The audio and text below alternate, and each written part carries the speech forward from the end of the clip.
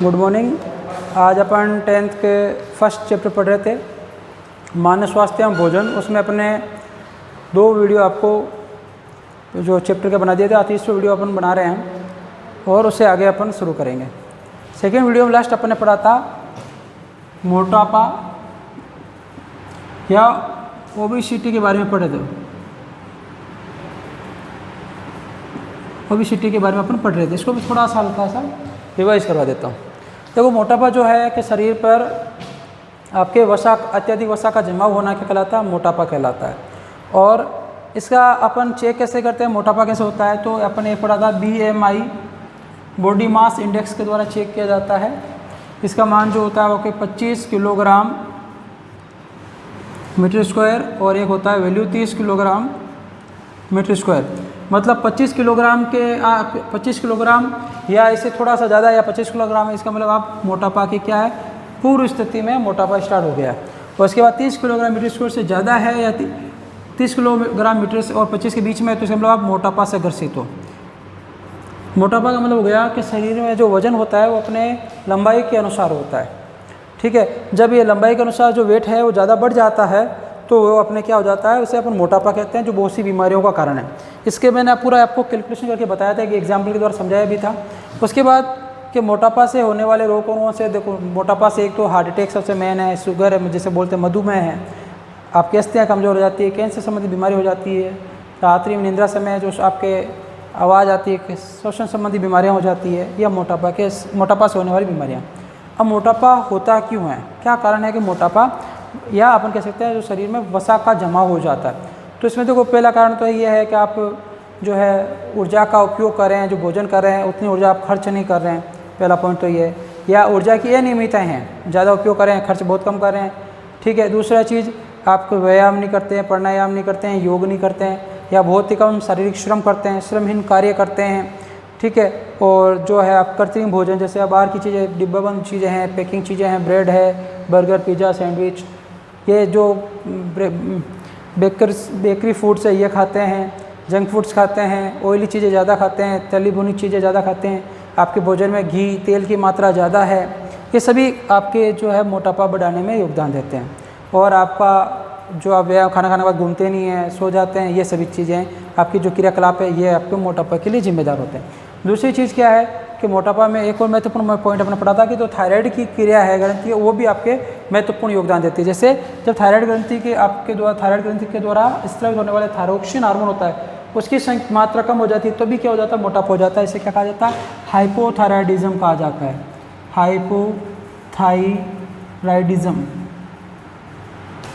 Hypothyroidism जो है आपके थायराइड ग्रंथि की जो वो है मात्रा, आपको उसके साथ होने वाला हार्मोन जो है थायरोक्सिन, उसकी मात्रा कम हो जाती है, तो भी मोटापा मोटापा वजह से बीमारियों से अपन ग्रसित हो सकते हैं। ये बात अपन कर चुके थे, अब इसे आगे शुरू करेंगे। ठीक है, मैं ये हल्का सा रिवाइज करवा दिया आपको। आज अपन पढ़ेंगे रक्तचाप। रक्तचाप क्या होता है?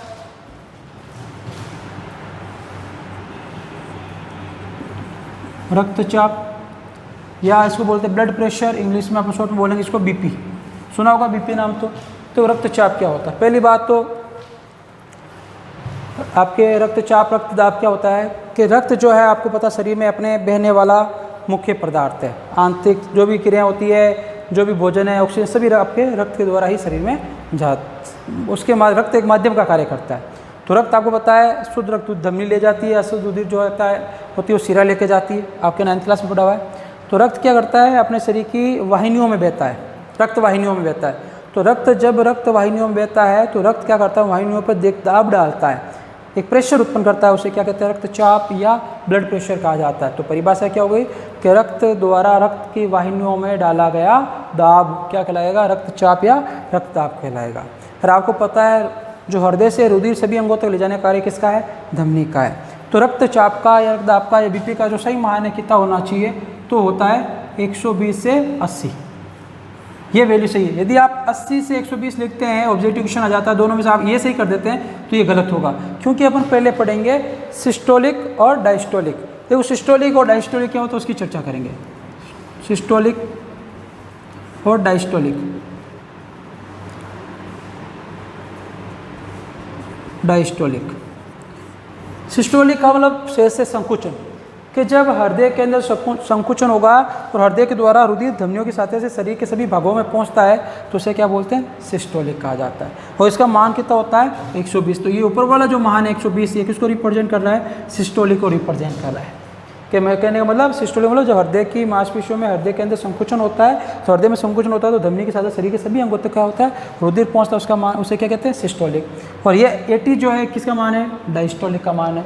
डायस्टोलिक क्या होता है कि जब संकुचन हो गया तो हृदय उसके बाद में अनुशीतलित होता है, शीतलन अवस्था में आता है तो उसे क्या बोलते हैं, डायस्टोलिक। अब एक स्वस्थ मनुष्य की बात करें तो उसमें सिस्टोलिक और डायस्टोलिक का मान कितना होना चाहिए, वैसे इतना ही होना चाहिए लेकिन ऊपर नीचे चलता है। तो ये जो है मान है 90 to 120 होता है सिस्टोलिक का मान, तो सही है। 90 से कम आता है तो अपनी तकलीफ की काम है। और वैसे डॉक्टर तो 140 तक भी बोलते हैं, पर आपकी बुक के अकॉर्डिंग 120 चलेंगे, ठीक है। उसके बाद डायस्टोलिक का मान कितना होना चाहिए, ये होना चाहिए 60 to 80। 60 से कम हो जाता है तो समस्या है, और 80 से ज़्यादा हो जाता है तो समस्या है। यदि मान लीजिए सिस्टोलिक का मान 140 से ज़्यादा हो जाता है, 120 से ज़्यादा, इसे बोलते हैं बीपी हाई हो गई, ब्लड प्रेशर हाई हो गया। और जब 60 से कम हो जाता है तो बोलते हैं बीपी लो हो गई। आपने सुना होगा इसकी बीपी लो हो गई, बीपी हाई हो गई। आपको पता है बीपी, अभी पढ़ेंगे क्या होता है क्या नहीं होता है, सुना होगा। ये शरीर का सबसे महत्व, देखो शरीर की कोई भी बीमारी हो, कोई भी चीज़, सभी महत्वपूर्ण है, लेकिन आप बीपी की बात करेंगे, ब्लड प्रेशर की बात करेंगे, ये भी क्या है, बहुत ज़्यादा महत्वपूर्ण है, ठीक है। अब पढ़ते हैं कि भाई बीपी जो है, रक्तदाब कम हो जाता है क्या होगा, रक्तदाब ज़्यादा हो जाता है तो उसे क्या होगा। उससे पहले 2 पॉइंट पढ़ते हैं कि भाई रक्त जो चाप मापा जाता है, रक्तदाब मापा जाता है, किसके द्वारा मापा जाता है, तो उसका नाम है रक्तचाप मापी। एक और वर्ड याद रखिए, तो नहीं पूछा जाता, एक याद रखें, स्फाइग्नोमेनोमीटर। ये एक स्फाइग्नोमेनोमीटर है। आपने देखा होगा डॉक्टर साहब आते हैं तो आजकल इलेक्ट्रॉनिक मशीन भी आ गई, नहीं तो वो क्या करते हैं, आपके यहाँ पे लेफ्ट हाथ में यहाँ लगाएंगे बीपी इंस्ट्रूमेंट, फिर ऐसे पंप से हवा भरते हैं, फिर आप पारा ऊपर चढ़ता, फिर देखते हैं, फिर बताते हैं आपकी बीपी नॉर्मल है, हाई है, लो है। तो उसे क्या बोलते हैं अपन, स्फाइग्नोमेनोमीटर कहा जाता है। सबसे पहले रक्त का जो मापन किया था, किसने किया था, 1733 के अंदर स्टीफन हेल्स ने घोड़ों के अंदर, या घोड़ों का क्या मापा था, रक्तदाब मापा था।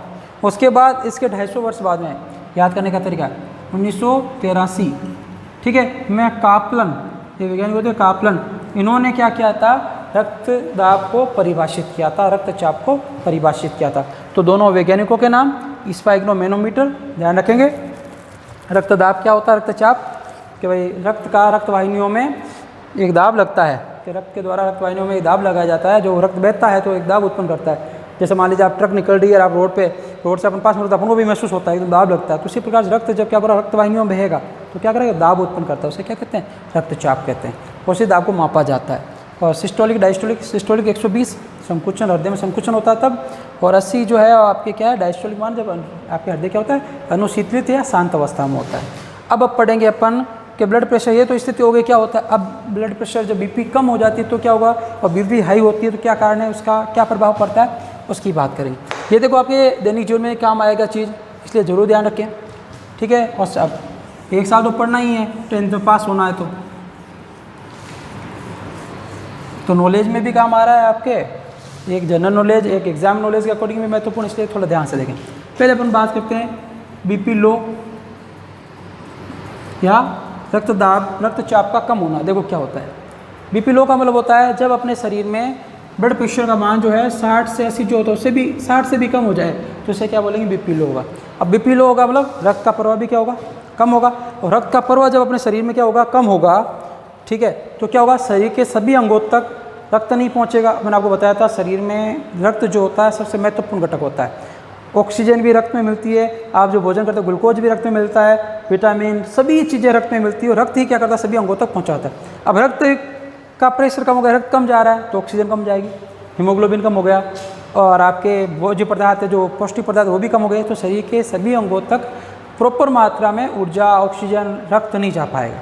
तो जिसकी वजह से अपना हृदय है, किडनी है, लिवर है, ये सभी अंग क्या हो जाते हैं, धीरे धीरे काम करना बंद कर देते हैं। और आपको पता है ये अंग काम करना बंद कर देंगे तो अपना क्या होगा, अस्तित्व नहीं होगा और असामयिक मृत्यु हो सकती है। तो बीपी लो भी क्या है, एक खतरनाक बीमारी है, अपन को ध्यान रखना है।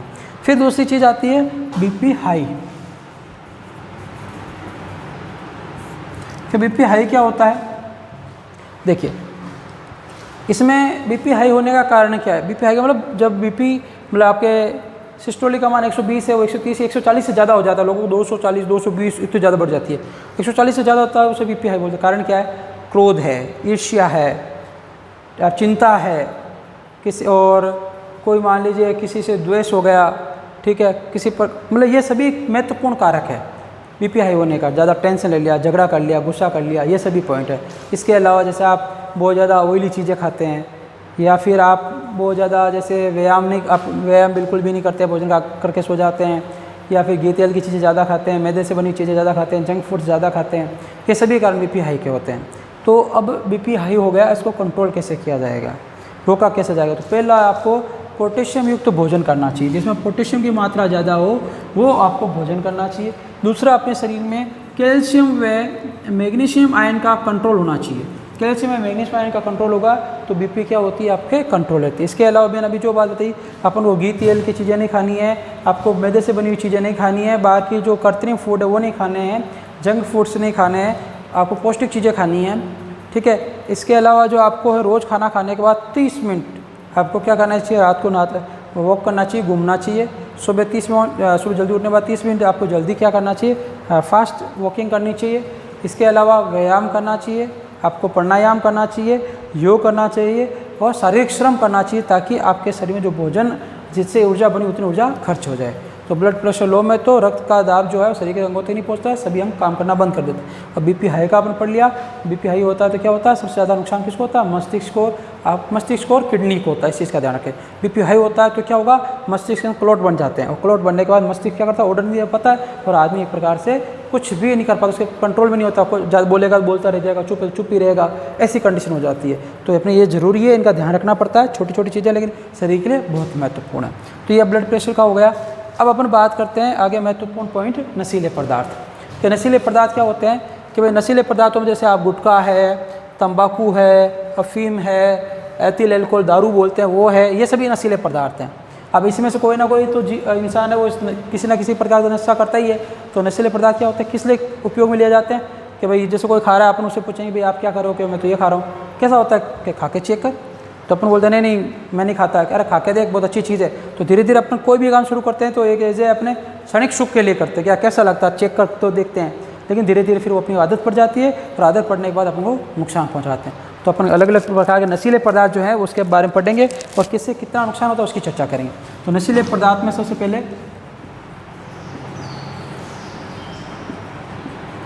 फर्स्ट है गुटखा। गुटखा किससे बनता है? तो देखो ये चीज़ आगे, सुपारी होती है उसके टुकड़े, फिर कत्था जो आपने देखा होगा पान में लगाया जाता है, ठीक है, ब्राउन कलर का कत्था, चूना, तो खुशबूदार कृत्रिम पदार्थ डाले जाते हैं,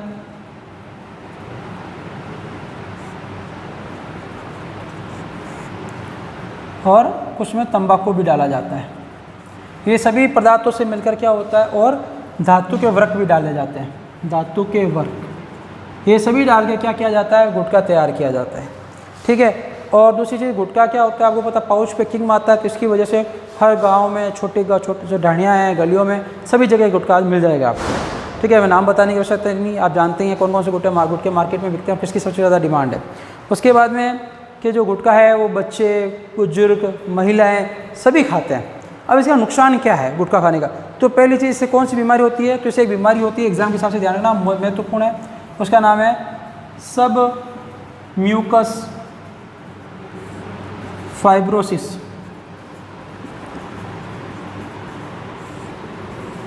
क्या नाम है?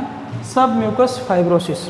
इसमें क्या होता है कि जो गुटखा खाता है, अपने को गुटखा खाने वाले पूरे दिन ऐसे करते रहेंगे, मतलब मुंह चलता रहेगा, तो उनका मुंह ज़्यादा खुलता नहीं, तो ये जबड़े की जो मांसपेशियाँ हैं वो क्या हो जाती है? कठोर हो जाती है। और जबड़े की मांसपेशियाँ जब कठोर हो जाती है तो मुंह ज़्यादा खुलता नहीं। आप कभी भी देख लेना, जो गुटखा खाने वाला व्यक्ति है उसका मुंह ज़्यादा नहीं खुलेगा, लास्ट से इतना खुलेगा, 3 अंगुली तो उसमें जा ही नहीं सकती। यदि 3 अंगुली मुँह में चली जाए, समझ लो गुटखा नहीं खाता, उसकी मांसपेशियाँ सही है।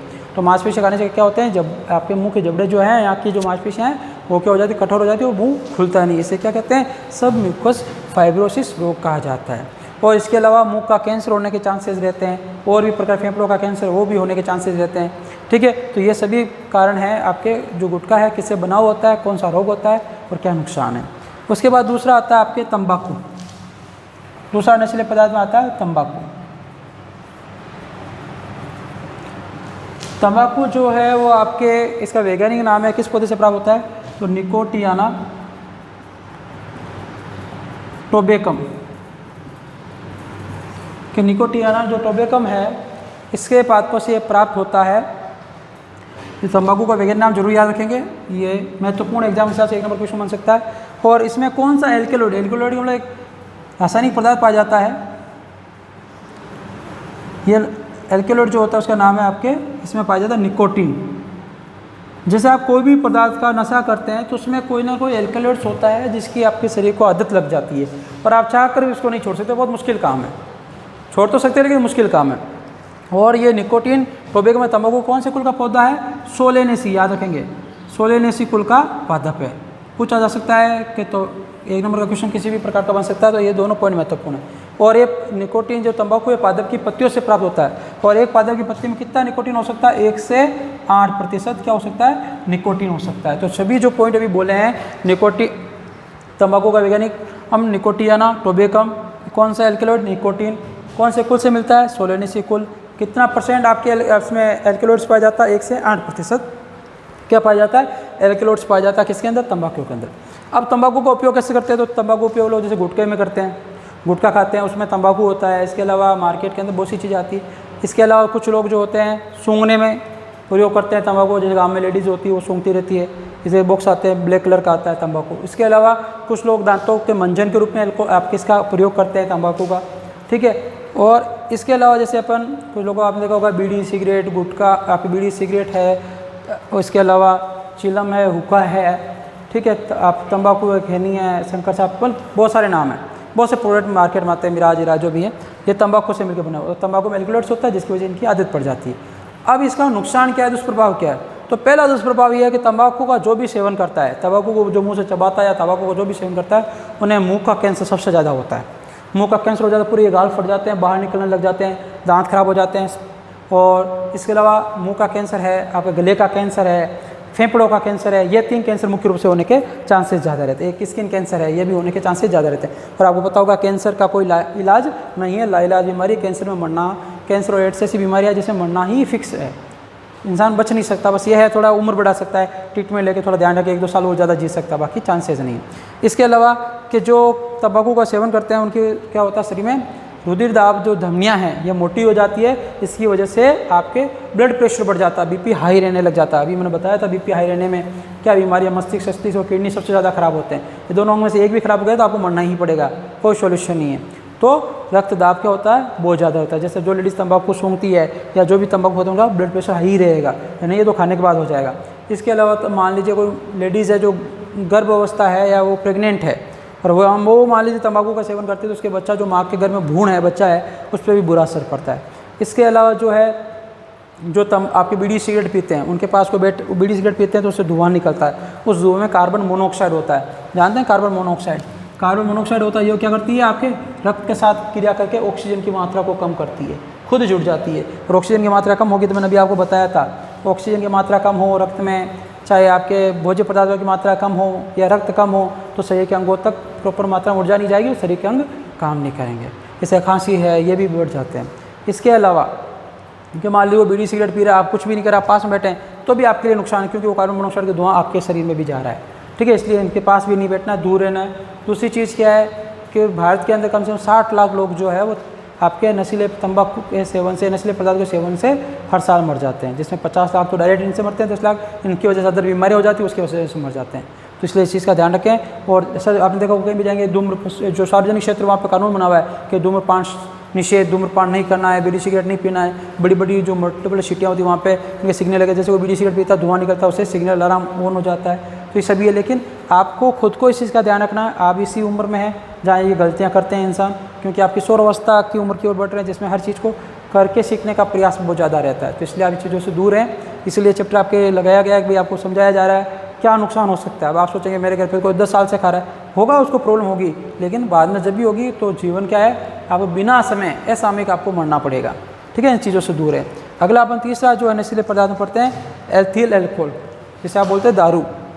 ये भी आपको पता है बहुत से लोग पीते हैं, ठीक है। ये भी क्या है, अब इसकी बात करेंगे क्या होता है, इसका दुष्प्रभाव क्या है। तीसरा पदार्थ क्या है, एथिल एल्कोहल।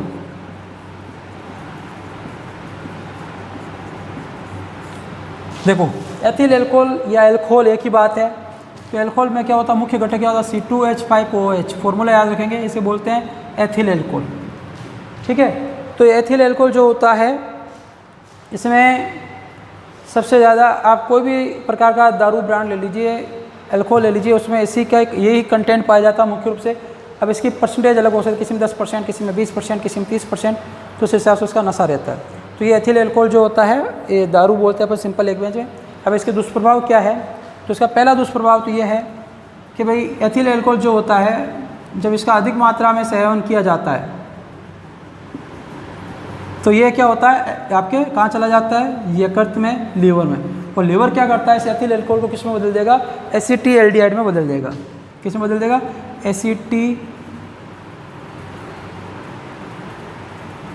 एसीटीएल्डिहाइड में बदल देगा। और एसीटीएल्डिहाइड में बदलने की वजह से ये एसीटीएल्डिहाइड जो होता है क्या है, विषैला पदार्थ है। क्या है, विषैला पदार्थ है। और जिसकी वजह से पता है आपको, विषैला पदार्थ पीने से क्या होता है, मृत्यु होती है। दूसरी चीज़, या लीवर ख़राब होते हैं, कम मात्रा में बनेगा तो लीवर ख़राब हो जाएगा। इसके अलावा जो एथिल एल्कोहल का सेवन करता है, उसका तंत्रिक और शारीरिक नियंत्रण बिगड़ जाता है। आपने देखो एथिल एल्कोहल पीने वाले इंसान को अजीब सी मत वाली चाल में चलता है, आपको दूर से पता चल जाता है साहब ने तो लगा रखा पेक अच्छे से, ठीक है। तो चाल बदल जाती है, मानसिक संतुलन बिगड़ जाता है, और उसको होश नहीं रहता क्या बोलना। कहता है ना, दारू पीने के बाद, एल्कोहल पीने के बाद आदमी सच बोलता है, सच नहीं बोलता है, उसका मस्तिष्क काम नहीं। जैसे मैं मान लीजिए आपको मेरा अभी जो पढ़ा रहा समझ नहीं आ रहा है, आप मेरी क्लास में भी सामने होते क्या बोलते हैं, कुछ नहीं बोलते, मैं कहता समझ आ रहा, आप बोलते हैं हाँ, मेरे जाने के बाद बोलते कि बिल्कुल समझ में नहीं आ रहा है या नहीं आ रहा, सर ऐसे हैं, क्योंकि आपको डर है कि सर मार नहीं दें। तो इसी प्रकार से दिमाग काम करता है। जब एथिल एल्कोहल पीते हैं, मस्तिष्क जो मानसिक संतुलन काम नहीं करता है, तो उसके जो मन में वो बोलेगा आपके बारे में। दूसरी चीज़, एथिल एल्कोहल का जो सेवन करते हैं, उससे आपकी स्मृति क्षमता है वो भी क्या होती है, कमज़ोर पड़ती है। सोचने समझने की क्षमता भी क्या होती है, कमज़ोर हो जाती है। और एक महत्वपूर्ण पॉइंट है कि एथिल एल्कोहल सेवन करने से ज़्यादा एक बीमारी हो जाती है, उसे बोलते हैं वशीय यकृत बीमारी। वशीय यकृत बीमारी, कि भाई वशीय यकृत बीमारी क्या है, इसके बारे में अपन पढ़ेंगे। किसमें क्या होता है कि वशीय यकृत के अंदर प्रोटीन व कार्बोहाइड्रेट का पाचन ढंग से नहीं होता। ये भी एग्जाम के हिसाब से महत्वपूर्ण है, क्योंकि छोटी चीज़ें ध्यान दिया नहीं जाता, अब बच्चों को ध्यान जाता नहीं, एग्जाम पूछ ले जाते हैं वशीय यकृत बीमारी क्या, फिर आप सोचोगे सर पढ़ा है नहीं। तो वशीय यकृत बीमारी क्या है कि भाई कार्बोहाइड्रेट और प्रोटीन का जो पाचन है, ये क्या होता है, ढंग से नहीं होता। किसकी वजह से, एल्कोहल सेवन की वजह से।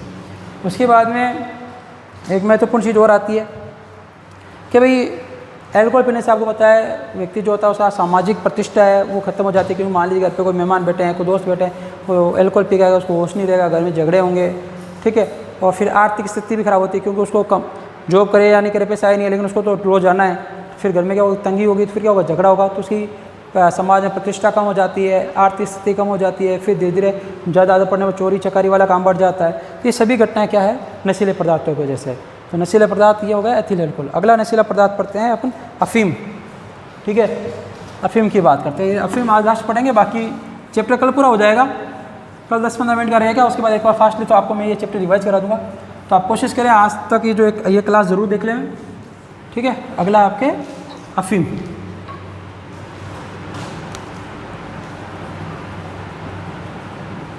नाम तो सुना होगा अफीम का। इसका आपके जो किस पादप से प्राप्त है, उसका पादप वैज्ञानिक नाम है पेपेवर सोमनीफेरम। पेपेवर फेरम, किस पादप से ये प्राप्त होता है, कौन, अफीम, पेपेवर सोमनीफेरम। इनके क्या होते हैं, कच्चे जो फल होते हैं, कच्चे फलों से क्या होता है, एक लेटेक्स निकाला जाता है, जिसे बोलते हैं दूध निकाला जाता है। फिर दूध जो होता है आपके ठोस अवस्था में आता है, इसको लेकर आते हैं, फिर पाउडर के रूप में अलग अलग फॉर्म में इसका प्रोडक्ट बनाया जाता है। तो अफीम किससे प्राप्त होता है, आपके पेपेवर सोमनीफेरम से प्राप्त होता है। और इससे कम से कम 30 प्रकार के क्या पाए जाते हैं, आपके एल्केलॉइड्स प्राप्त होते हैं, जिसमें देख लीजिए आप सोमिनीफेरिन है, आपके मॉर्फिन है, कोडीन है, निकोटीन है, पेपेवरिन है।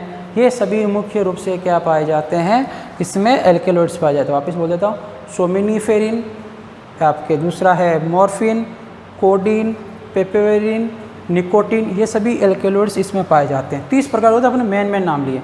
इसमें सबसे ज़्यादा जो मॉर्फिन और कोडीन है इसका प्रयोग किया जाता है कि मॉर्फिन जो है या कोडीन जो है ये दर्द निवारक के रूप में काम आते हैं, इसलिए इनकी दवाइयाँ भी बनती है। दर्द निवारक के रूप में काम आते हैं इसलिए इसकी दवाइयाँ बनती है और इसकी खेती भी की जाती है। इनके कच्चे फल जो होते हैं उनको कट करके लेटेक्स निकाला जाता है, फिर ये फल इस दूध के द्वारा क्या बनाया जाता है, अफीम बनाया जाता है। और ये मॉर्फिन और कोडीन क्या होता है, दर्द निवारक होते हैं। मॉर्फिन के द्वारा, कोडीन के द्वारा एक बनाया जाता है, जिसे बोलते हैं हीरोइन बोला जाता है, हीरोइन। ये सबसे ज़्यादा अभी प्रचलित नशीला पदार्थ अफीम का एक है, जिसको लोग नशे के रूप में इंजेक्शन के द्वारा अपनी बॉडी में इंजेक्ट करते हैं, डालते हैं। जैसे हीरोइन जो है आपके शरीर में बहुत ही ज़्यादा क्या होता है, ये नशीला पदार्थ होता है जो अपने शरीर को नुकसान पहुँचाता है। देखो कोई भी पदार्थ है लिमिटेड मात्रा में, जैसे अफीम है, ठीक है, जैसे अफीम के द्वारा पेपर और सोमनिफर अम्ल बनता है, ये सिंपल से अपन जानते हैं, अफीम को अम्ल बोलते हैं अपन लैंग्वेज में। तो ये उसका पेट दर्द हो रहा है, आपको डायरिया हो गया है, ठीक है, तो उस कंडीशन आप थोड़ा सा लीजिए बहुत उपयोगी, लेकिन लगातार अधिक मात्रा में लेने पर क्या हो जाता है, धीरे धीरे आदत पड़ जाती है, फिर ये महंगे भी आते हैं। तो आर्थिक नुकसान होता है, शारीरिक नुकसान होता है और मानसिक नुकसान भी होता है। इसके अलावा क्या होता है, मारवाड़ के अंदर आपको पता है अफीम की मनोहार की जाती है। अलग आप जाएंगे इधर बाड़मेर जोधपुर साइड में, जैसे किसी की डेथ हो गई है, किसी शादी में जाएंगे तो आप हाथ से लेकर अफीम का, फिर उसका एक लिक्विड भी बनाया जाता है। मतलब इनके जो कच्चे फल हैं, ठीक है, इनको उबाल कर क्या किया जाता है, उसका भी उपयोग किया जाता है, ठीक है। डोडे जो होते हैं उनको उबाल कर क्या किया जाता है, उसका भी उपयोग किया जाता है। चाय में अलग अलग प्रकार के प्रोडक्ट में इनको लेते रहते हैं लोग। तो ये नशीला पदार्थ होता है। वो कहीं पे देखा गया कुछ माया जो होती है, बच्चा सो नहीं रहा तो उसको थोड़ा सा अफीम दे दिया तो वो सो जाता है। तो अफीम क्या है, इस प्रकार से ये एक आपके नशीला पदार्थ है जो अपने शरीर को क्या करता है, नुकसान पहुँचाता है। ठीक है, आज इतना ही, बाकी अपन कल पढ़ेंगे। Thank you.